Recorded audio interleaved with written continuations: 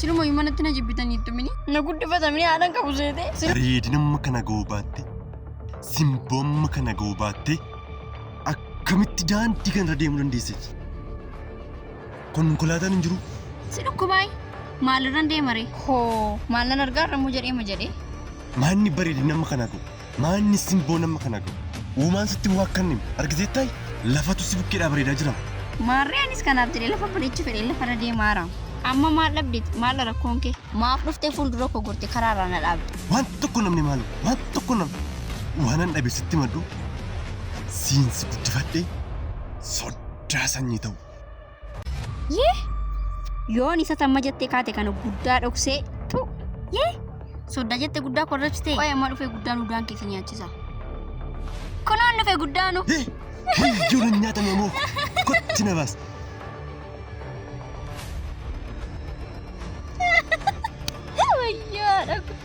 Kan maqaasaa dhageesse akkas baqattee mootu agartee moo akkam baqatta re'aadhoo koo wayyaa haadha koo.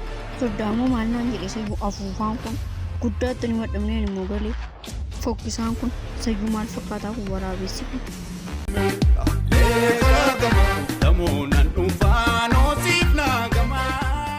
Mootiin madhamdasa soddaanaan jedhee naa laftamee baalagee. Maal taatee xiqqooni?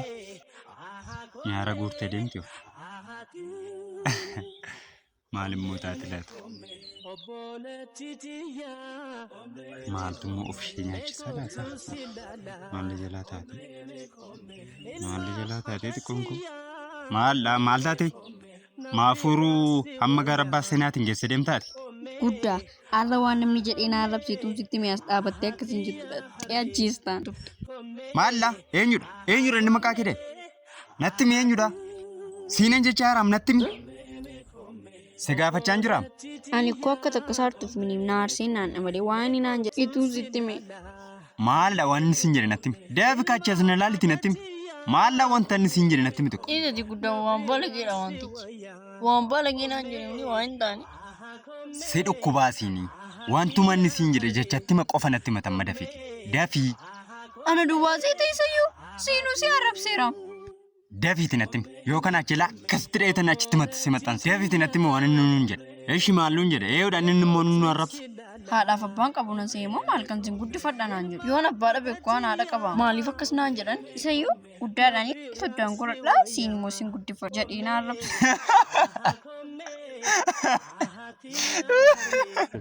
Sodaa. Wayyoo.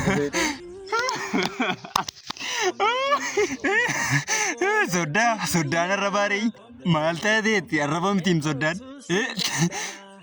Maaloo xiqqoo akkaman si godhaanii yoom guddattaati yoom waamate wayii adda baaftee beektaa yoom guddatte yoom dubbii bartaati soddaan arraba jettee haaraa dhuftee reemmate uuruu kee gaara sanaan geesse bokokfattee dhuftee reemmate soddaan arraba mitiin kabajedha malee.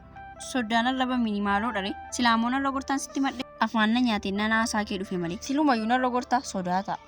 Yes! Anillee nan godhadhe soddaan argadhe amma gaatii kan nama biraa taata anaaf immaa qofan manattafaa jechuudha. Atan nama biraa taata nama biraa si fuudhaa nama biraa si guddifata. Yes! Ani gaa kanaan booda har'aan booda nama guddaadha akkanatti hin dubbanne dhaqiitii ijoollee akka kee wajjin haasa'i. Been. Ahaa silumayyuu manatti na jibbitaniittu mini na guddifatamni haadhan qabu seete silumayyuu akkasii manitti na jibbitan beekamu. Anuunan deema rakkoon qabu. Akkati na jibbituma waan baay'eedhaan argeera shibu. Lammaffaa hunda dhugaan haasa'ii nan deeman immoo. Beenu galmee silaawu. Daf beenu manatti gali qaxxee dhiteela karaarra al tokko akka hin dabne. Daf. Wayi xiqqoo soddaan arrabatee mataa firaa cirti. Galugaa manattan immoo galugaa. Ati iddoo barbaadde deemtaan immoo nan gali naan jettee hundumaa sila galee deebi'een beemini soddaa kee bukkeen deeman galoon immoo. Godheen an sirraa Guddaa koo. Ookoo xiqqoo. Dhiimee ati maaf namatti nanamantu anaanii. Ofii keessa immoo namatti amma kan of hin gattu. Maaliifidhaa guddaa koo? Jaalladhee waan akka godhusti fakkaataa jireenyichumatu na dirqisiiseeti dhaamti qooko. Garuu maam na gaafatte.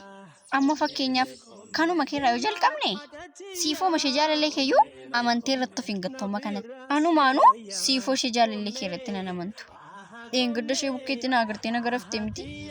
Amma yoo na dhukkubaara ishee nan irraanfadhe immoo hin garuu mee guddaa ko sababa akkas gootu natti himi iccitii masaa natti himi isuma namarraa na kuttu kana. Akkamidha beektaa xiqqoo ko addunyaan nuti keessa jiraannu kuni bu'aa bayii hedduu walxaxaa fi rakkisaa ta'e wayii qabdi. Yoo kaatee hiriyaa qabatte namarraatii amanamummaa fi qajeelummaa dhabuu dandeessa. Kanaaf eenyuyyuu akka si dhiisee deemu hin dagatin. Gaaddidduun keellee gaafa dukkanni dhufee lafa dhaalu bakka isaa dhiisee baqatee si dhiisee deema. Kan bakka isaatti hafee si wajjin jiraatee hafu Rabbi tokkicha qofaadha. Gaafa kolfinu gaafa taphannu waan madaa qabnu nutti hin fakkaatu.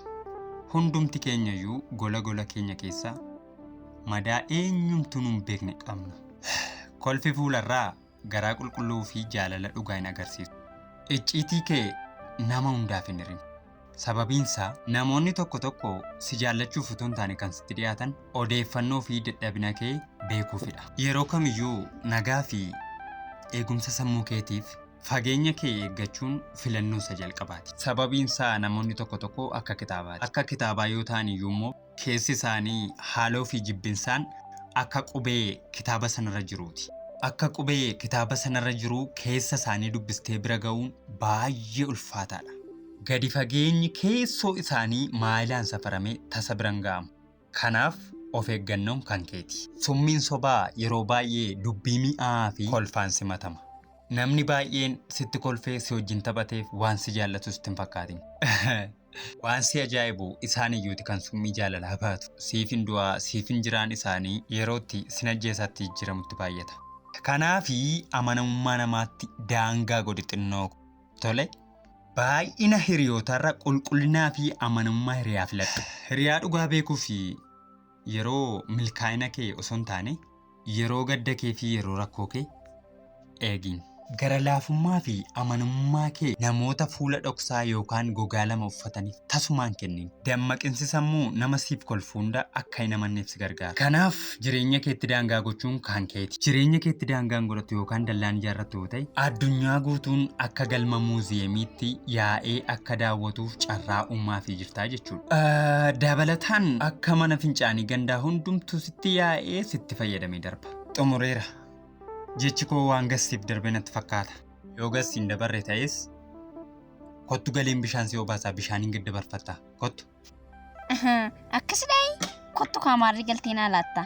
Maarree galtii bishaan nu obaasta. Kottu kaa dhiimee guddaa nuun garuu namuma akkam carroomneedha.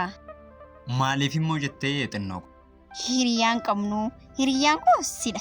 Kan kee immoo anadha. Hiriyaa sin barbaannu sin qabnus kaanu. Yaaddeettaa hiriyaa solii taanee waan hundumaa olii taanee harmee keenyas gammachiisnee namaafis gaafa fakkeenya taanu yaaddeettaa guddaa ko. Eeyyeen dhugaa nuun baay'ee namoota carra qabeessoodha. Egaa ilma namaatu akkasi.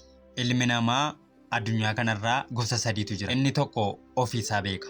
Inni kun kalaqa haaraan addunyaa jijjiiree seenaa kaa'ee darba. Inni tokko kan namni itti hime yookaan namarraa barata. Inni kun kan barateen biyya jijjiiree seenaa hojjetee biyyaaf bu'aa ta'ee darba. Inni sadaffaan immoo kana lamaan keessaayyuu hin qabu. Callisee matuu jiraatu waan uumameef utuu hin beekin addunyaan osoo hin beekin dachee kanarraa darba. Mee ati kana sadan keessaa isa kam ta'uu feeta? Gaaffii maalii qabaree kun? Isa jalqabaati kaa guddaa. Atoo? Anis